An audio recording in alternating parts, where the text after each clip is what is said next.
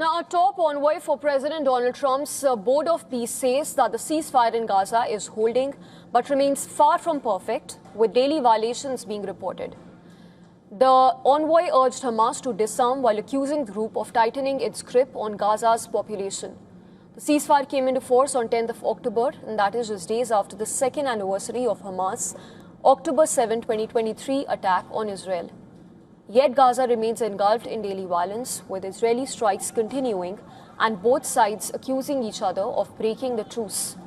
Since the ceasefire began, Gaza's health ministry has reported more than 850 Palestinians being killed, while Israel reported deaths of 5 soldiers. The first phase truce saw the release of last hostages taken in October of 2023, exchanged for Palestinians held in Israeli prisons. But the transition to the second phase, which includes Hamas disarmament and gradual Israeli withdrawal from more than half of Gaza, has stalled for weeks, as global attention has now shifted towards Iran and Strait of Hormuz. We have a ceasefire. It is holding. It is not perfect. It is far from perfect. There are violations every day, and some of them are very serious.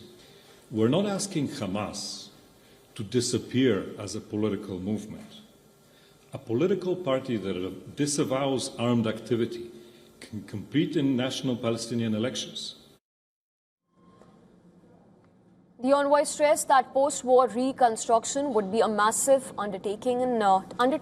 Listen into what he had to say. If we look at the tens of millions of tons of rubble that needs to be removed, at the number of people, over 1 million people who need some sort of permanent shelter and basic water and sanitation, this is, if by any scale, a generation of work for Gaza.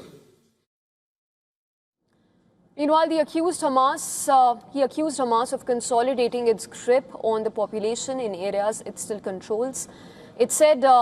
He said that the group is exerting local authority, including taxing civilians and even blocking workers and contractors from participating in early rebuilding efforts. In other developments, United Nations Human Rights Chief has called on Israel to scrap a newly appointed special military tribunal to try Palestinian terrorists accused of taking part in October 7, 2023 invasion and massacre.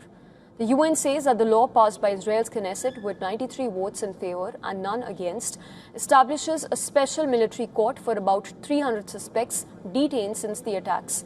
It would allow charges including genocide, war-related offenses and terrorism, with possible death penalty for some convictions. UN Rights Chief even warned the measure risks one-sided justice and discrimination against Palestinians. Israel has defended the move, saying that the special tribunal is necessary due to the scale, magnitude of the attacks and the sheer volume of evidence. In Vienna, pro-Palestinian chants meanwhile disrupted the start of Israel's performance in the first semi-final of this year's Eurovision Song Contest. Organizers say that 4 people were thrown out over the incident. It has added to controversy over Israel's participation, with 5 European countries withdrawing from this year's contest over the same issue.